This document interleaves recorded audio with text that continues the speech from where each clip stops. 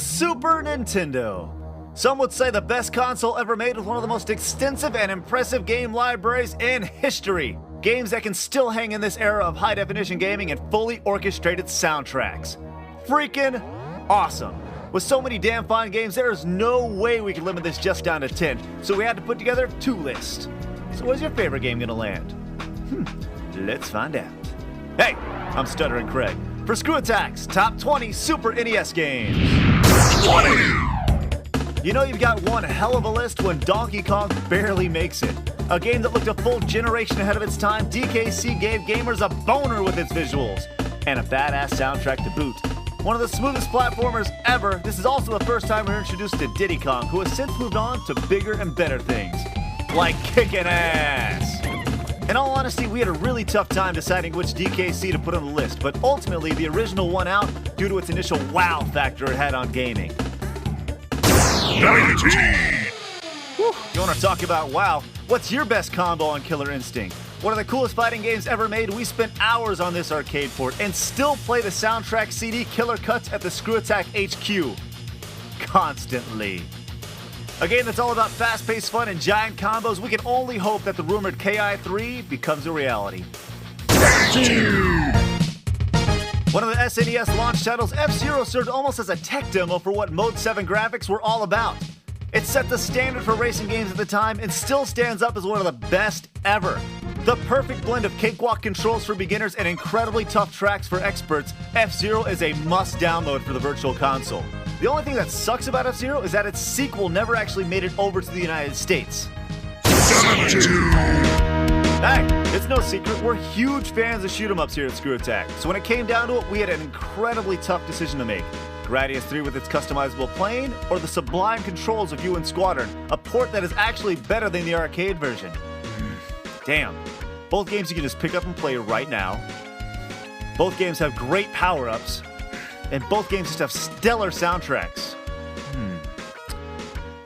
We choose both. Why? Because it's our list and not yours. We can do whatever the hell we want. 16! 3 words. Super FX chip. Or is that 4 words? Can you believe that we actually thought this looked good? And who would have thought taking a forest animal and throwing him in a futuristic plane would actually be a great idea? Either way, it's worked out pretty damn well. With multiple paths on your way to Venom, this mix of polygons was only spoiled by one thing. Saving that stupid frog's ass every few seconds. I hate Slippy.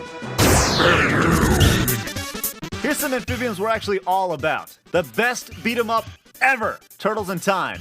A game that was so great, all we need to do is show you gameplay.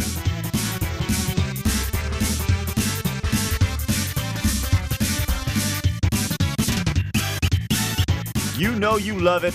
14! Some say this version's broken. We say we spent too many days, weeks, months on our Super Nintendo playing it to care. It's only broken if you know the difference, and when Street Fighter 2 hit our homes in all its 16-bit glory, we couldn't tell.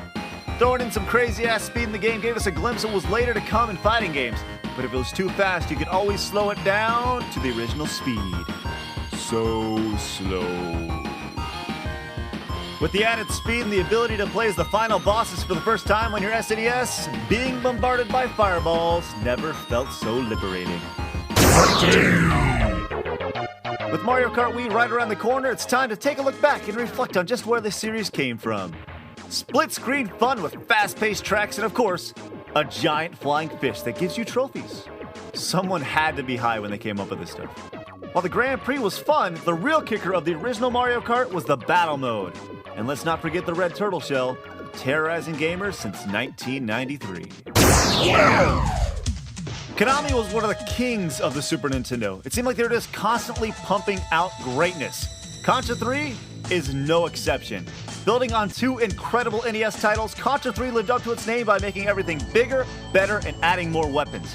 Now, admittingly, the overhead shooter levels, they were a little bit awkward. But the sheer bliss you get when mowing over bad guys in a tank or taking down a 3-story turtle, more than makes up for it. Pure 2-player greatness. Even if the other player sucks. Jose. The first time we saw this game in Nintendo Power, we pooed our pants. Seriously.